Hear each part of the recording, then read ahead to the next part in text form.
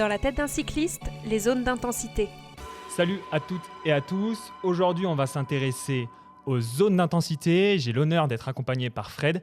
Déjà, pour commencer, est-ce que ce sujet des zones d'intensité, il te plaît, Fred ? Salut Valentin, bah ouais carrément, en tant que coach, je suis plus que inspiré par ce sujet, c'est carrément une passion, les zones d'intensité.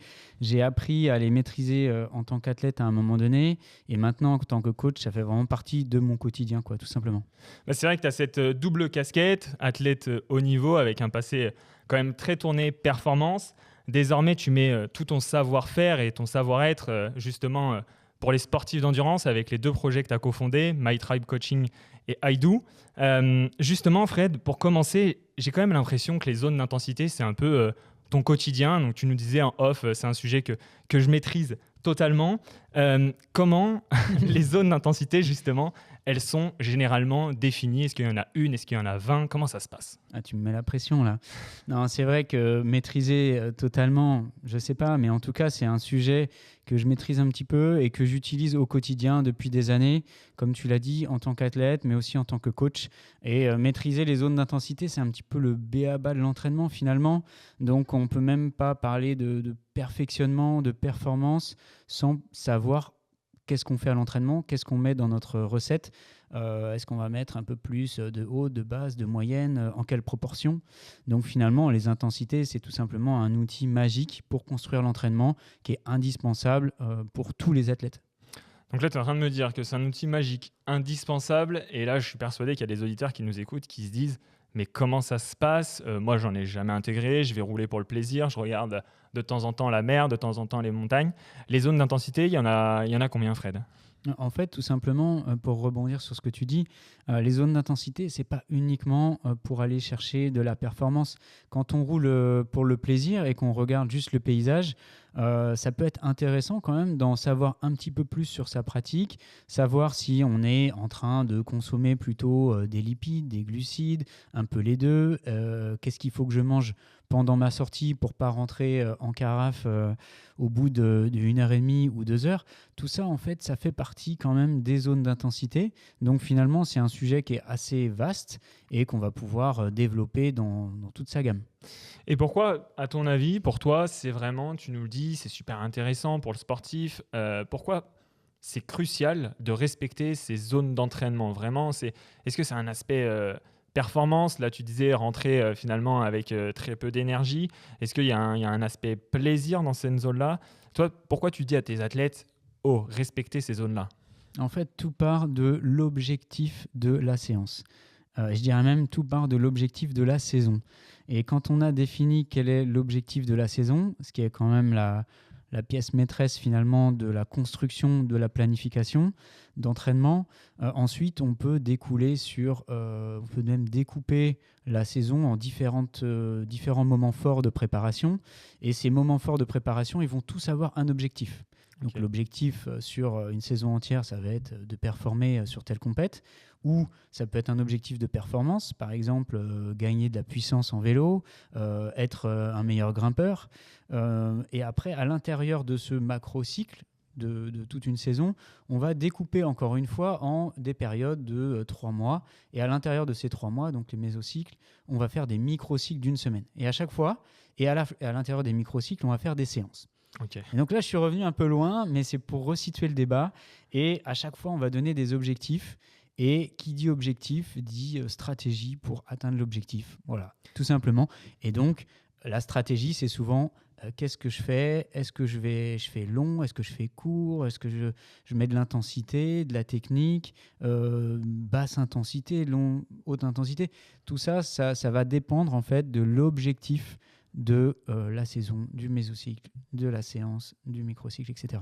Et justement, j'ai l'impression, avant qu'on passe vraiment en détail sur ce que c'est les zones, comment les déterminer, tous ces enjeux-là, j'aurais aimé profiter de ton expérience d'athlète de haut niveau, de me dire, est-ce que j'ai l'impression que c'est un petit peu le guide ultime? Tu l'as introduit comme ça, les zones d'entraînement, ça va vous servir à guider vos entraînements, ça va vous servir à ne pas être en fatigue, bien vous entraîner, bien performer. Mais on a souvent cette on va dire, ce biais de se dire est-ce que ce guide ultime, il varie ou est-ce que là, on est en 2025 et en 2035, il sera toujours pareil? Est-ce que toi, tu as vu une évolution sur les zones d'intensité ou alors c'était carrément linéaire? Bah, pour répondre à ta question, il faut se demander pourquoi est-ce que les zones d'intensité existent et qu'est-ce que c'est qu'une zone d'intensité. En fait, une zone d'intensité, ça va servir à découper un effort d'un effort maximal, d'une intensité minimale à une intensité maximale.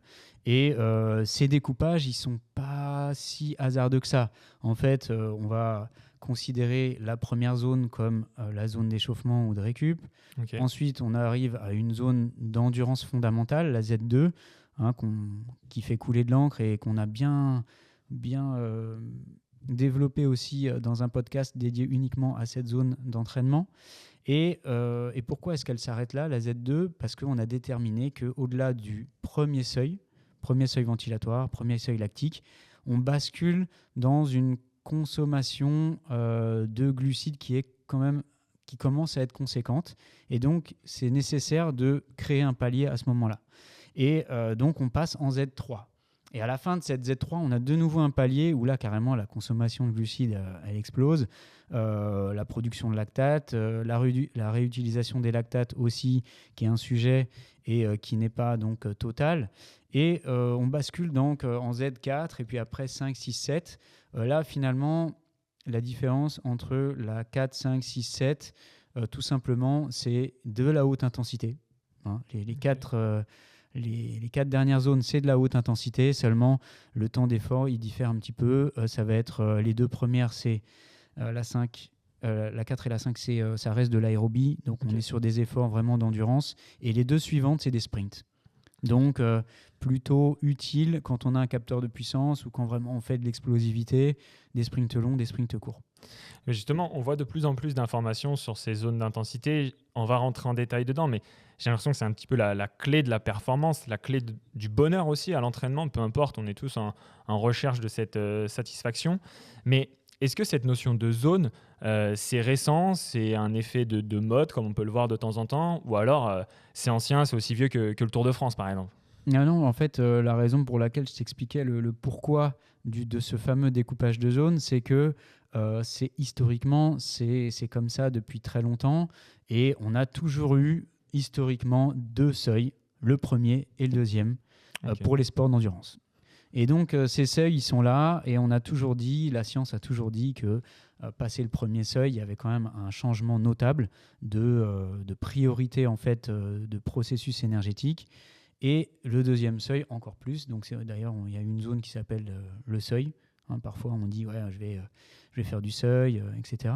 Et en fait, c'est pour ça que c'est comme ça depuis toujours. Après, il y a des marques de montres, des marques de compteurs qui vont redécouper encore une zone en deux. OK, donc là, au lieu d'avoir une zone cardio de 1 à 5, et les 2 zones supplémentaires pour les sprints, on va avoir 6 zones pour le cardio. Donc ça sème un petit peu le doute.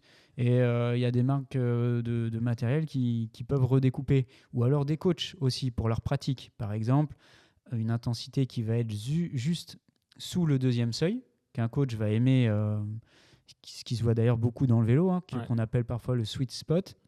Et ben, cette zone, elle va être intéressante à travailler. Donc, il y a un coach, il va se dire, tiens, moi, dans ma planification, je veux étudier le temps passé dans cette zone intermédiaire. Donc, je redécoupe mes 5 zones à un moment donné en 2, etc.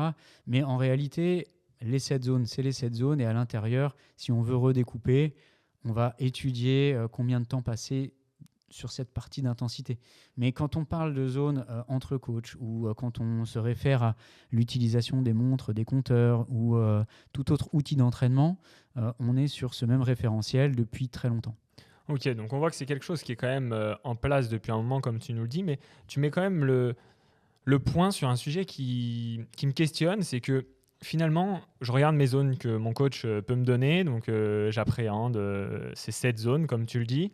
Après, je regarde finalement même des applications qui, elles aussi, ont 7 zones, mais je me rends compte que la segmentation, parce qu'on parle bien de zones, donc de plage, n'est pas la même.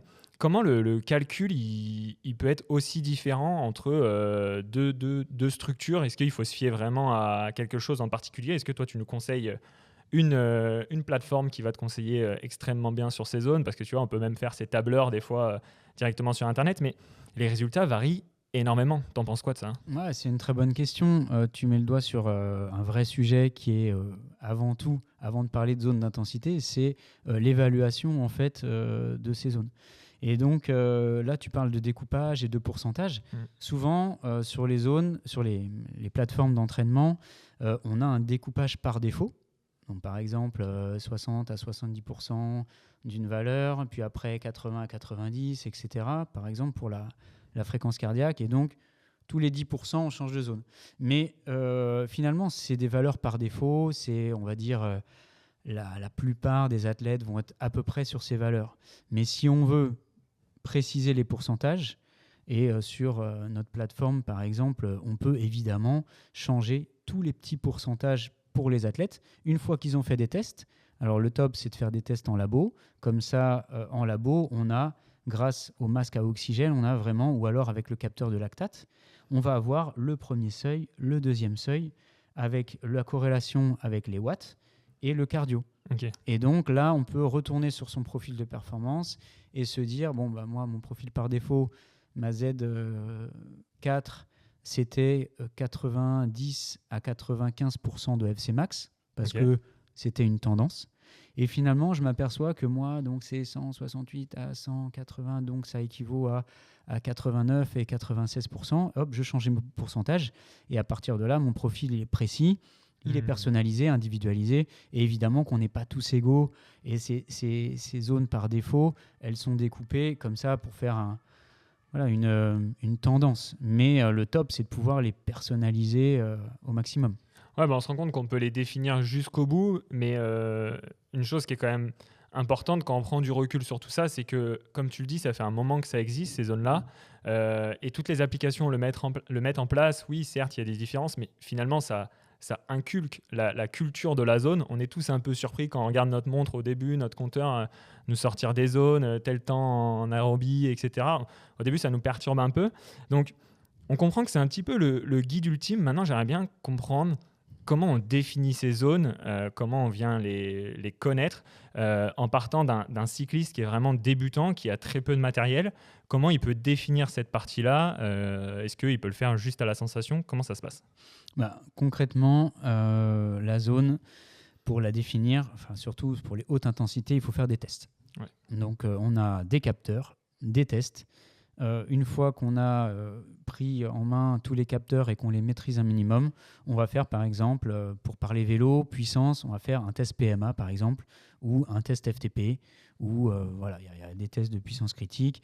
On peut utiliser différents tests en tant que coach ou en tant qu'athlète parce qu'on a des préférences et, ou des croyances. On est confiant sur une méthode de travail, on la maîtrise, et donc on va faire des tests, on va faire passer des tests aux athlètes, donc avec soit un capteur de lactatémie, soit un capteur de puissance, soit un capteur cardio, et c'est parti, quoi. Donc le premier test qui me vient à l'idée, c'est le test PMA, puissance maximale aérobie, qui correspond à la Z5, et donc on fait ce premier test, ça nous donne une valeur, donc classiquement ça va être 5 à 6 minutes, 6 minutes on va dire à effort maximum, quoi, meilleure moyenne possible. Donc voilà, on se met le compte. Comme on le dit souvent, hein, les tests, quand c'est son premier test, à la fin, on se dit toujours là j'ai cette valeur, mais j'aurais pu faire plus. Donc il faut en faire et en refaire, déjà parce que ça permet de s'acclimater au test et d'être de plus en plus fin dans l'effort à fournir, et aussi parce que les valeurs, elles évoluent. Donc, au fur et à mesure des progrès, il faut réévaluer le niveau de l'athlète et donc refaire un test PMA, donc ces fameuses 6 minutes. Mais ça peut être aussi un test de 20 minutes pour calculer la FTP, et puis en fonction de ces valeurs, PMA, FTP, puissance critique, vitesse critique, FC max, FC seuil, toutes ces valeurs, elles sont utilisées pour ensuite utiliser des pourcentages de ces valeurs et découper ces zones derrière. Et justement, le test PMA, comme tu l'indiques, il est très dur pour nos auditeurs qui soit l'ont déjà fait et savent de quoi on parle, soit qui se disent ok, c'est le moment, je vais me faire un test PMA ce week-end. Franchement, il est très douloureux. D'un point de vue de l'approche, tu conseilles quoi? Parce que là, tu vois, tu prends l'exemple, tu dis à la fin, c'est vrai qu'on a tous cette petite frustration. Ou alors, il y a des caractères totalement opposés. Au bout de 3 minutes, ils sont prêts à limite poser le pied à terre. C'est quoi l'approche, même quand ça fait plusieurs fois qu'on le répète? Est-ce que l'approche, c'est de se dire ok, je pense que je vais être à peu près autour de ça, donc je pars sur cette cible-là, ou c'est de partir un petit peu en dedans, un petit peu au-dessus? Comment ça se passe? Bah, encore une fois, le coach peut conseiller un peu sur une valeur de départ, mais le but, c'est de faire une évaluation. Donc, techniquement, ça veut dire qu'on n'a pas la valeur. Et c'est là que c'est un peu sournois, c'est qu'on fait un test pour savoir à quelle moyenne de watts la plus régulière possible on peut faire notre record sur 5 minutes, mais sans savoir quel est ce chiffre, sinon ce serait trop facile, il n'y aurait pas besoin de faire le test. Et donc, finalement, on part un peu dans l'inconnu et finalement, c'est un bon moyen non seulement d'avoir cette valeur de référence, mais c'est aussi un moyen de se connaître un petit peu plus, d'apprendre à gérer son effort, parce que là, on parle du test PMA, donc au pire, si on est parti un peu vite, c'est que 5 ou 6 minutes suivant le protocole. Mais quand c'est un test de 20 minutes ou même un test incrémentable avec une progression de palier en palier, c'est pas évident de savoir jusqu'où on peut aller et de surtout partir sur une allure régulière, quoi. Et une fois qu'on définit ces zones, tu vois, comme tu le dis, c'est un peu le guide ultime de l'entraînement, sauf qu'on se rend compte, bon, c'est toujours le biais du sport et de l'évolution du sportif, il y a aussi la connaissance de soi à avoir, mais le sportif qui se lance dans son test PMA, c'est son premier. Finalement, son approche, le résultat donné va peut-être être un petit peu particulier, va pas représenter finalement son niveau. Est-ce que, vu qu'on parle de zone, est-ce que ça va être vraiment très impactant? Il va pas travailler, par exemple, tu parlais de zone 2, zone 3.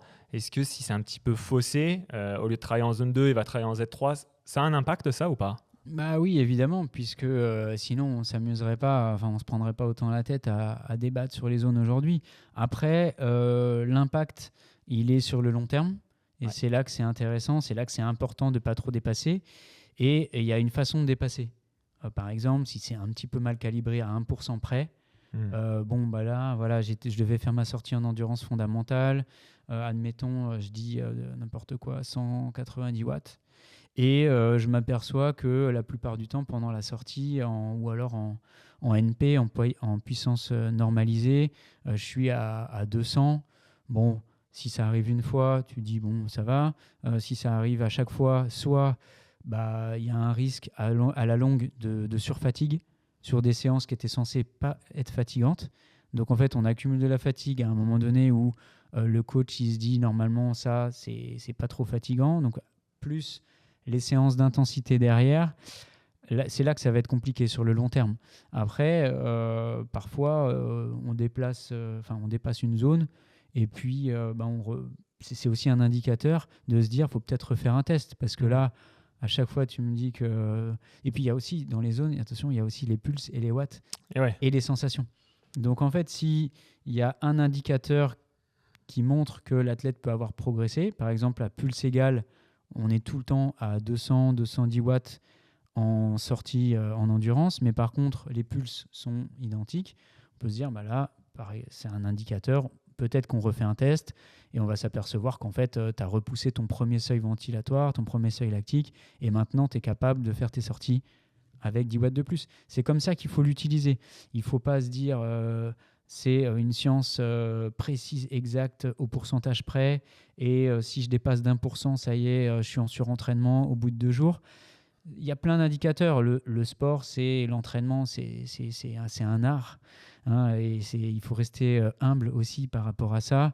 Et donc, on ne peut pas dire, même en tant que coach expérimenté, à la virgule près, ça marche, ça marche pas. Là, tu vas en surentraînement, là, tu vas en désentraînement.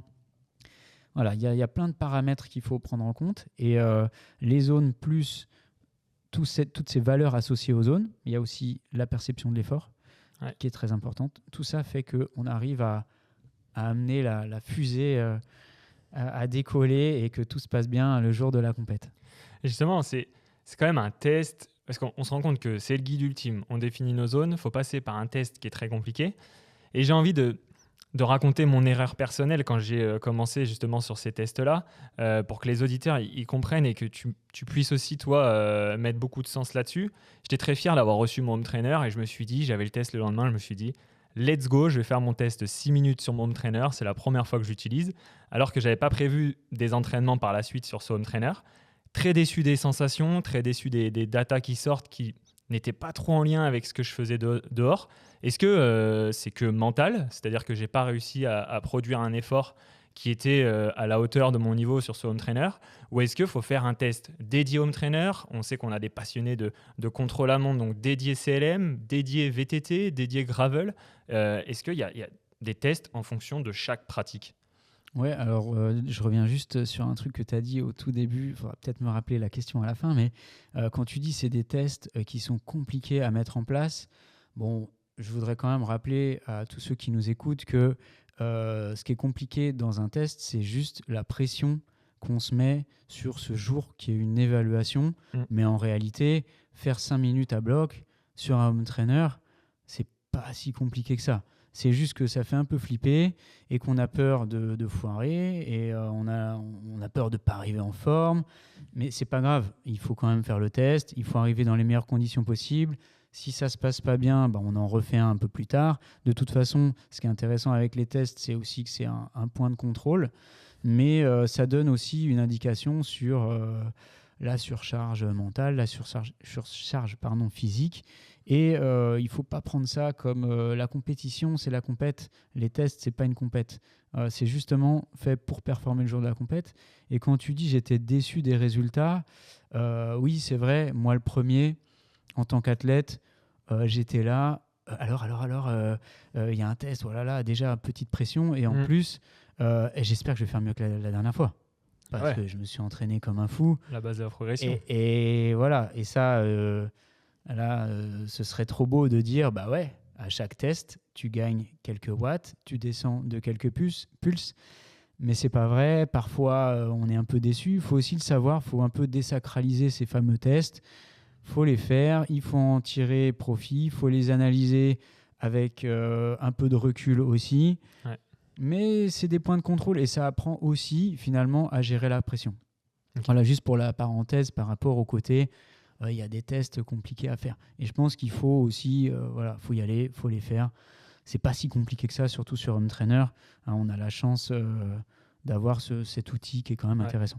Et sinon, donc voilà, comme je disais, j'ai oublié du coup la question. Est-ce que malgré tout, tu te fais un test sur Home Trainer, un test sur route, un test sur CLM? Comment tu vois cette partie-là, toi? Ouais, complètement. Là, c'est un vrai sujet important aussi qui est important d'être rappelé.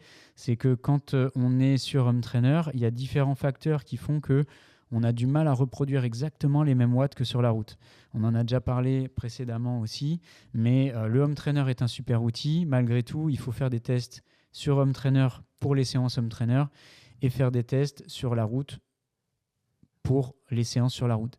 Et je dirais même, je pourrais aller encore plus loin, c'est peut-être une des limites du capteur de puissance, parce qu'en vélo, on a la chance d'avoir un capteur de puissance qui nous permet de quantifier vraiment la charge d'entraînement, de quantifier l'effort et de savoir si on est en forme, pas en forme, puissant, pas puissant. Alors que dans d'autres sports, on se contente uniquement du cardio ou de la vitesse qui n'est pas ultra précise. Malgré tout, le capteur de puissance, on se rend compte que qu'on soit sur le plat ou en bosse, déjà, les watts, ils n'ont pas le même prix à fournir. C'est plus facile de fournir des watts en bosse. Il y a quasiment 10 watts d'écart, 10, 15. Donc ça, il faut le savoir. Et ça fait partie de l'apprentissage de l'athlète aussi, de l'expérience de l'athlète et du coach, de se dire cette bosse-là, cette séance en bosse, par exemple, si tu dois la faire sur le plat ou si tu dois la faire sur le home trainer, il va falloir adapter les valeurs et réduire un petit peu le wattage demandé. Ou tout du moins, si la séance elle est faite et qu'il n'y a pas eu la consigne de données, au moins se dire, voilà, rassurer l'athlète, dire, voilà, sur Home Trainer, il y a toujours un petit décalage, et encore plus à condition que ce soit le même capteur de puissance. Hein. Ouais. Parce que si en plus on se réfère au capteur de puissance du Home Trainer, là on n'est même plus sur le même outil, donc il y a des fois des gros décalages. Et justement, on parle souvent de de watts depuis le début, c'est quand même un investissement pour la personne qui commence le vélo. Donc souvent, certaines personnes ne sont pas équipées sur cette partie-là. Est-ce que finalement, j'ai envie de te poser une question sur Strava. En général, on n'a pas de capteur de puissance et Strava arrive quand même à nous donner une data de puissance. Est-ce que ça a du sens ou pas? Est-ce que je peux faire mon test FTP, mon test PMA avec cette data-là, ou alors faut mieux se fier à autre chose? Si tu décides de fonctionner avec les watts, il faut vraiment avoir ton capteur de puissance, faire les tests avec ton capteur de puissance. Comme on l'a vu précédemment déjà, quand on a le même capteur, le même vélo, d'un jour à l'autre, le même test, même très proche, donc avec le même niveau de performance, il peut y avoir des écarts. Si on le fait sur le plat en boss, il y a des petits écarts. Home trainer, il y a des écarts. Si en plus, c'est une évaluation en fonction de l'élévation de la route et de la vitesse à laquelle tu roules, puisque c'est de ça qu'on parle. C'est une estimation en fonction des données de vitesse et de pourcentage de pente. C'est intéressant pour quelqu'un qui n'a pas de capteur, comme ça donne un petit repère, mais ça reste une estimation quand même aléatoire, donc parfois ça peut être bien et parfois un peu moins bien. Mais bon, ça permet de se familiariser en fait avec la puissance et d'avoir des repères de données. Maintenant, voilà, suivant le poids de la personne, ça varie aussi. Ouais. Donc je ne suis pas allé dans le détail de l'estimation des watts donnés par Strava, mais ça reste quelque chose d'assez ludique et bien pour la découverte. On est très loin d'un test d'effort fiable. Et à part les watts, justement, est-ce que juste avec la FC, parce que tout à l'heure tu le disais, les zones sont corrélées entre les fréquences cardiaques et les watts, est-ce que juste avec une ceinture cardio, juste avec cette présence de cette data, je peux quand même mettre en place ces zones-là? Complètement, mais même sans capteur. J'ai envie de te dire, on va aller encore plus loin. C'est un peu plus touchy, ça demande encore plus d'expérience, mais maintenant, avec la respiration, un athlète pro, il n'a pas de capteur, par exemple, il arrive à te dire, là, j'ai dépassé mon deuxième seuil, là, j'ai dépassé mon premier seuil. Tu vois, c'est l'expérience qui joue. Et donc, si tu as le capteur cardio et que ça fait quelques années que tu l'utilises, que tu commences à être bien familiarisé avec tes zones et que avec tes allures, tes intensités, que tu sais que là, tu es dans telle zone, à un moment donné, presque, tu n'as plus besoin de capteur. Ok. Ouais, donc on se rend compte que c'est toute une question, on va dire, de positionnement, d'évolution. Ça peut évoluer dans le temps. C'est quand même quelque chose qui est très utile pour la progression. Et les zones, si tu peux donner des exemples sur l'utilité de la zone 1, l'utilité de la, je sais pas moi, de la zone 6, quand est-ce qu'on l'utilise? Pourquoi? Est-ce que tu peux donner du sens un petit peu maintenant qu'on a compris qu'il fallait les trouver, ces zones-là? Alors, tout simplement, les généralités, c'est que la Z1, c'est destiné aux périodes d'échauffement et de récupération, donc très cool. L'endurance fondamentale en Z2, on en a beaucoup parlé dans un autre podcast et aujourd'hui aussi.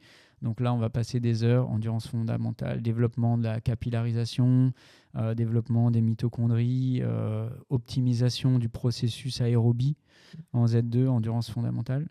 Ensuite, je passe direct à la Z4, je vous explique pourquoi, mais 4, 5, 6, 7, les 4 dernières zones, c'est la haute intensité. Ok. Donc, haute intensité, ça va être 1 heure à bloc, un contre-la-montre d'1 heure. Ça, c'est la Z4. Après, un effort PMA, c'est la Z5. Donc, c'est plutôt un effort de 5 minutes, 5-6 minutes. Et après, 6-7, on est plutôt sur du sprint long, sprint court. Donc là, pour les coursiers, c'est intéressant. On va chercher des 250% de PMA pour savoir si l'athlète est bien dans le sprint nécessaire au développement de ses qualités explosives. Mais on est sur de l'anaérobie. Donc là, par contre, on ne peut plus utiliser le capteur cardio parce que c'est des efforts trop courts. Et le cœur n'a pas le temps de monter. Donc, la donnée cardio, elle serait complètement biaisée. Et c'est là que le capteur puissance est intéressant. Et donc, je reviens sur la Z3. Pour finir, c'est la zone intermédiaire qu'on appelle un peu la zone grise parfois. Ça reste quand même une zone qui peut être utilisée soit en compète, pour la plupart des efforts d'endurance, puisque c'est un peu un effort moyen, long, où on flirte un peu avec le premier seuil et le deuxième. Donc, on se balade un peu dans cette Z3. en compète, que ça peut être justement des efforts de plus d'1 heure, Ouais. mais du coup un petit peu moins vite que la Z4. Là, voilà, on est dans la Z3. Il peut y avoir des stratégies d'entraînement aussi, des méthodes de planification d'entraînement où, à l'inverse, on va quasiment rester tout le temps dans la Z3. Et finalement, tous les entraînements sont sollicitants un peu, mais pas trop. On est sur des efforts moyens en permanence. Et donc, on va jouer sur d'autres aspects du développement physiologique sans pour autant aller chercher des grosses fatigues, mais sans récupérer complètement non plus. Donc, il y a des stratégies, il y a des grosses tendances, il y a des modes aussi. L'entraînement polarisé avec plutôt endurance et intensité, l'entraînement au seuil. Il faut tester. Il y a des athlètes qui vont préférer certaines, qui vont répondre mieux à certaines stratégies. Il y a des athlètes qui n'ont pas trop le choix suivant leur disponibilité. Il y a des athlètes qui préparent des objectifs aussi sur du très court terme. Donc nous, en tant que coach, on a nos valeurs, on a nos croyances, on a nos idéologies. On dit non, on ne peut pas préparer un athlète en 3 mois pour tel type d'effort. Mais bon, quand la situation se présente, on est aussi là pour accompagner les gens. On prévient que c'est plutôt terrain glissant et que ça va être compliqué, mais dans ce cas précis, par exemple, je pense que ça peut être intéressant d'avoir une stratégie d'entraînement différente que les grandes tendances actuelles, quoi. On se rend compte qu'il y a vraiment un impact associé à l'entraînement. Tu nous dis que c'est vraiment utile, c'est efficace. Tu as parlé un petit peu de la compétition, de cette fameuse zone 3 qu'on doit aller chercher lors de compètes. Finalement, quand j'ai ma cyclosportive qui va arriver, j'ai 120 km, de la bosse, de la descente, avec un parcours assez atypique. Pourquoi les zones, c'est si important que ça pourquoi je ne pourrais pas faire 1 heure en Z5 avec mes potes parce que j'ai envie de partager avec eux, ils sont plus forts que moi et me dire après je vais aller me mettre en Z2. Est-ce que je vais me cramer des cartouches comment ça se passe sur cette partie-là vraiment compétition et pas aller trop dans les zones? Ouais, c'est exactement ça. En fait, on associe aussi les 2 seuils dont on a parlé tout à l'heure à la consommation énergétique. Donc on est sur une consommation essentiellement lipidique, la lipolyse, tant qu'on est en dessous du premier seuil. Et à partir du premier seuil, la quantité lipolyse, glycolyse, elle commence à être un petit peu plus en faveur de la glycolyse. Et passer le 2e seuil, là, on est carrément à fond dedans. Et donc, on est sur une grosse consommation des glucides. C'est pour ça aussi que sur les efforts à long terme, on s'intéresse à ce premier seuil parce qu'on essaye de le repousser au maximum, parce qu'on sait qu'au-delà de ce premier seuil, même s'il n'y a pas une grosse marche à franchir d'un seul coup, on va tomber d'un coup, on passe de 100% de lipolyse à 100% de glycolyse, et là, on a l'impression que notre réserve de glycogène fond comme neige au soleil. C'est pas comme ça, hein, c'est assez linéaire, mais on a déterminé des seuils parce que il y a des dominances en fait, plutôt de consommation énergétique, et quand on passe un petit seuil, ça peut être une petite dominance qui va être en faveur de la glycolyse, et donc là on dit ok, on met un seuil ici, c'est un repère, mais en réalité on parle de continuum énergétique, et c'est en fait une progression et des jauges qui vont petit à petit varier en fonction de l'intensité qu'on va mettre. Et donc, si on fait une cyclosportive, l'idée, c'est de jouer avec déjà le plaisir. Donc, si on a envie de faire le con, si on a envie de s'amuser avec les copains et d'aller faire n'importe quoi dans la bosse, on sait qu'on tire une cartouche un petit peu en l'air, mais on le sait. On sait qu'on ne va pas pouvoir faire ça à chaque fois. Donc, il y a l'aspect plaisir. Il y a l'aspect énergétique. Donc, on sait aussi que si on est sur un effort 100% glycolytique et qu'il y a 6 heures de course à tenir et qu'on part comme un fou, au moins, ça donne une indication sur le fait qu'on ne pourra pas tenir parce que déjà, les réserves de glycogène vont s'amoindrir, plus la contraction musculaire, évidemment, qui va être plus compliquée. Mais c'est une indication là-dessus aussi. Et voilà pourquoi c'est important sur les cyclos de respecter une allure la plus régulière possible et d'être pile dans la bonne zone. qui va être la zone qui correspond au temps d'effort et à son niveau.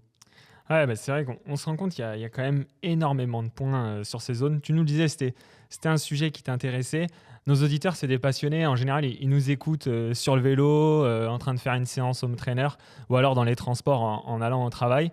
Donc j'en profite pour leur dire que tout ça, on le résume avec une fiche technique. Il suffit de s'abonner à la newsletter de Dans la tête d'un cycliste. Et tous les samedis matins, ils reçoivent un petit peu leur devoir avec cette petite fiche récap. Et d'ailleurs, Fred, tu vas nous aider un petit peu, tu vas nous partager les erreurs courantes que tu as pu faire, les erreurs courantes que tu vois pour qu'eux, ils puissent, on l'espère, les éviter. La première erreur que je voulais un petit peu cerner, j'ai l'impression que beaucoup de cyclistes négligent les zones basses. Franchement, c'est une zone, on a déjà discuté en off tous les deux, même dans d'autres épisodes, mais qui n'est pas très rigolote. Pourquoi, pour toi, à ton avis, c'est problématique dans l'entraînement ?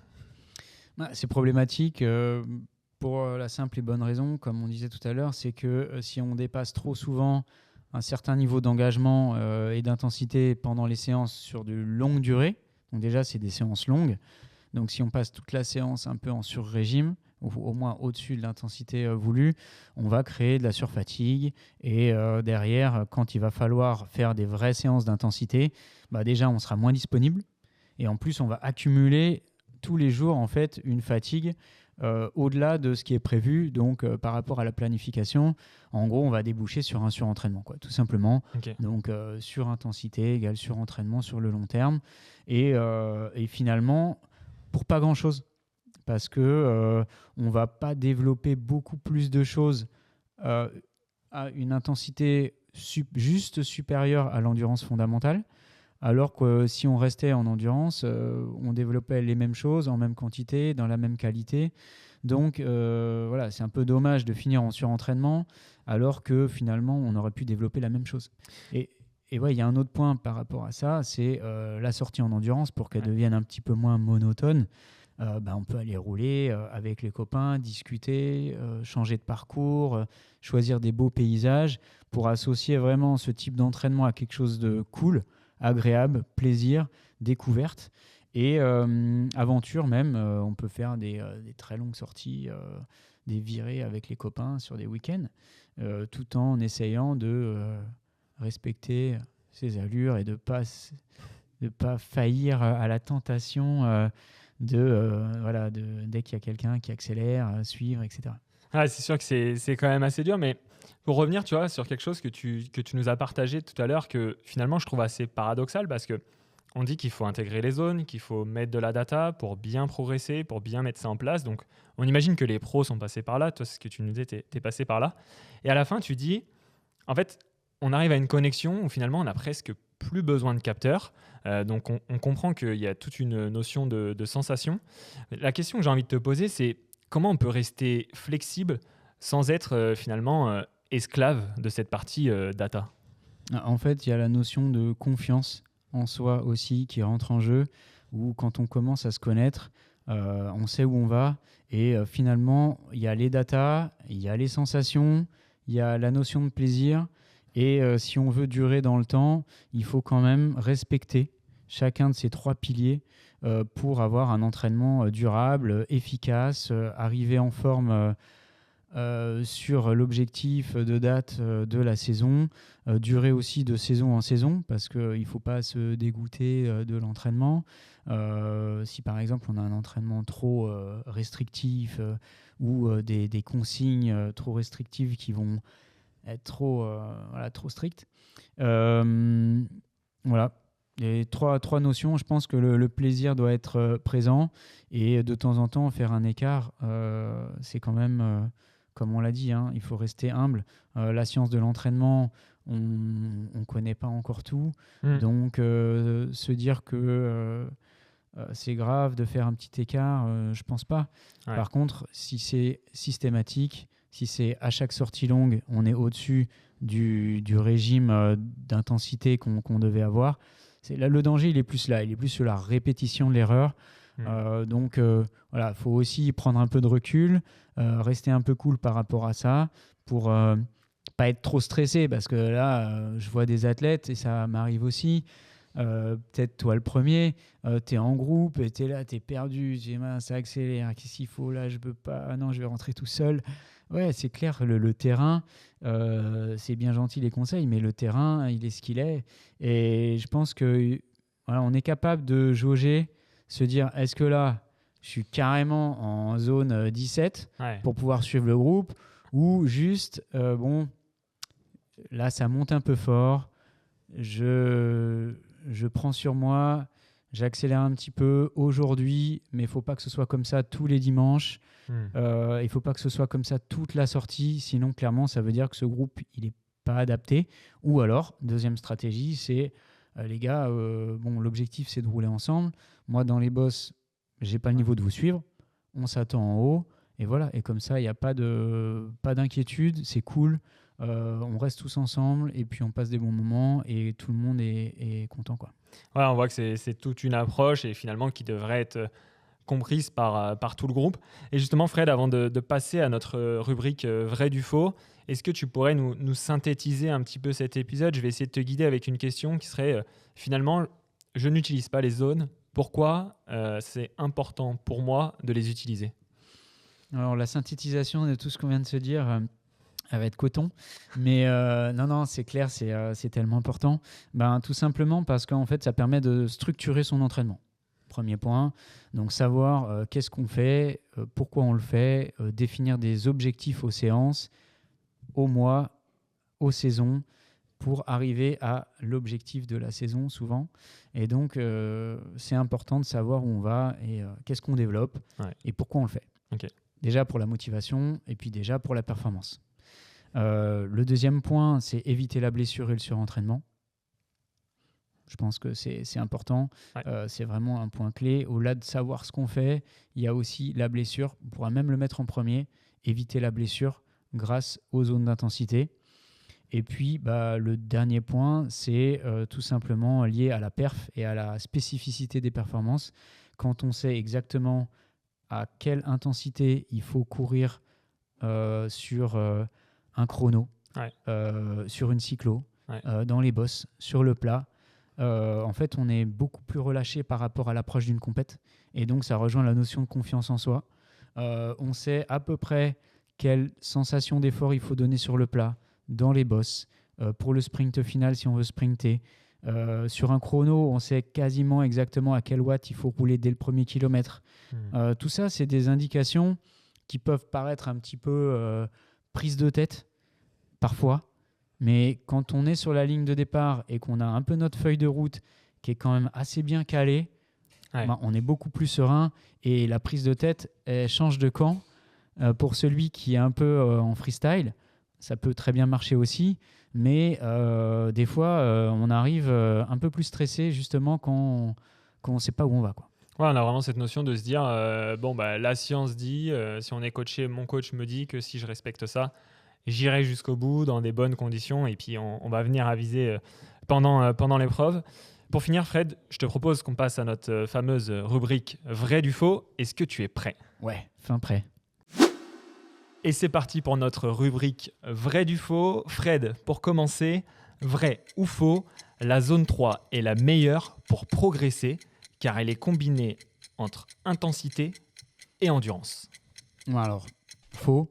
Il y en a certains qui vont dire qu'elle sert à rien. C'est un vaste sujet, vaste débat, mais on peut surtout pas dire que c'est la meilleure intensité et que par exemple il n'y a que celle-là à travailler. Ça, c'est sûr. Ok, donc on se rend compte que tu nous l'avais partagé dans l'épisode, c'est un peu cette zone potentiellement qu'on vient chercher en compétition, mais au final, il faut balayer toutes ces zones comme tu as pu nous le dire. Vrai ou faux, trop respecter les zones peut brider ma progression. Je comprends pas trop pourquoi. Non, je dirais faux, parce que respecter les zones, ça veut pas dire respecter que l'endurance. Respecter les zones, ça veut dire aussi se mettre une cartouche quand il faut aller vite pour rester dans la bonne zone d'intensité, être sûr de rester au bon wattage ou à la bonne intensité. Donc non, je suis pas d'accord avec ça. Parfait. Vrai ou faux, On en a déjà un petit peu parlé, mais justement, c'est super important parce que c'est vrai qu'on fait des focus entraînement, mais il y a aussi toute la partie compétition où on veut performer. Et j'ai envie de te dire, les zones sont utiles que pour les entraînements. Ouais, pour les entraînements ou les compètes, tu veux dire, par exemple. En compète, alors c'est marrant parce que moi, j'avais une devise qui était sympa par rapport à la compétition, c'est que en fait, quand tu t'entraînes, il faut être assez rigoureux sur plein de choses.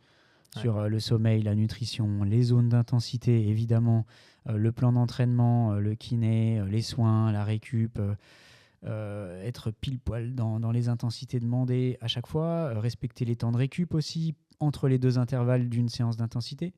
Donc, c'est quand même assez précis et contraignant. Le jour de la compète, finalement, grâce à toute cette rigueur que tu as eue à l'entraînement, il y a un moment donné, il faut aussi un petit peu laisser parler l'artiste qui est en toi. Et c'est justement l'occasion de finalement faire mentir un petit peu la science avec, en toute proportion gardée. Il faut avoir, je pense, les informations sous les yeux. Par exemple, quand on est sur un chrono, évidemment, avoir le compteur avec les watts ou avec le cardio, ou quand on est sur un triathlon longue distance, c'est quand même une indication qui est super importante. Malgré tout, il y a des fois, il faut aussi déconnecter, faire un petit peu aux sensations. Déjà parce que des fois, on peut être un peu dans les choux. C'est un jour sans, il y a la pression, on n'est pas bien, on n'a pas de sensation, on monte sur le vélo, on regarde les watts et on n'y est pas, quoi. Pas du tout sur ce qu'on avait prévu. Donc là, ça fait un peu stresser. Et là, il faut déconnecter un peu. Il faut se dire, ça peut être un passage à vide, ça va revenir. Les watts, c'est une chose. Mais voilà, il faut un peu sortir les yeux du compteur. Et à la fois, il y a aussi des tactiques de course. Donc parfois, il y a un coup qui part, un bon coup qui part. Si on veut être dans l'échappée en vélo, il faut être à l'affût. Et là, il ne faut pas se dire attends, là, c'est le bon coup. OK. Alors, il faut que je parte à peu près à 1200 watts, ce serait bien. Comme ça, je vais faire un bon sprint et je suis sûr d'arriver à tenir les roues. Non, là, tu t'entends un mec qui va mettre une dent de mieux et que ça commence à s'exciter un peu à droite, tu réfléchis pas. Tu pars, tu poses une mine, toi aussi, tu essayes de prendre la roue, tu t'ouvres les cuisses en deux, tu donnes tout ce que tu as. Tu sens la douleur musculaire insupportable. Tu dis la fin de la course, elle serait maintenant, ce serait pareil. Et pourtant, après, tu vas tamponner un petit peu tous ces lactates et tu vas tout faire pour récupérer. Mais voilà, il y a l'aspect tactique. Il faut débrancher un peu le cerveau aussi. Et ça peut déboucher sur une victoire sur un critérium ou sur une cyclo ou même un contre-la-montre. Donc, en compète, c'est important, mais il faut aussi lâcher prise. On voit que c'est un guide, mais finalement aussi, il faut avoir un certain détachement. Pour finir, vrai ou faux, les zones d'intensité basées sur la puissance sont plus fiables que celles basées sur la fréquence cardiaque. Elles sont différentes. Après, la fiabilité, c'est un terme que j'emploierai pas parce que chaque donnée a ses biais, chaque capteur a ses faiblesses et ses manques de précision. La fréquence cardiaque, c'est un outil redoutable. Donc, on ne peut pas le mettre en dessous de la puissance. C'est différent, ça s'utilise de manière un petit peu différente. Le cœur, c'est moins précis dans certaines situations que les watts. Les watts, tu appuies sur la pédale, tu sais exactement combien de force tu mets dans la pédale. Le cardio, parfois, il met du temps à arriver, on peut être un peu fatigué, on a mal dormi, etc. Mais en tout cas, ça donne une très bonne indication de l'état de forme, de si on a progressé, si on est en surentraînement. Il y a plein de choses très bonnes à retirer sur le cardio. Donc, on ne peut pas dire que ce soit moins précis. Il y a des athlètes qui fonctionnent que au cardio. Bon, merci à toi de t'être prêté à ce jeu du vrai du faux. Merci à toi pour vraiment tout le contenu que tu nous as partagé dans cet épisode. Je tenais vraiment à remercier les équipes de Sunday Night Productions qui nous permettent vraiment de faire un contenu de qualité, de vous proposer un contenu en accord avec vos attentes. Et surtout, je compte sur toi pour nous donner ton avis sur cet épisode sur toutes les plateformes d'écoute. Et je t'ai dit rendez-vous la semaine prochaine pour le prochain podcast de Dans la tête d'un cycliste. Ciao, ciao.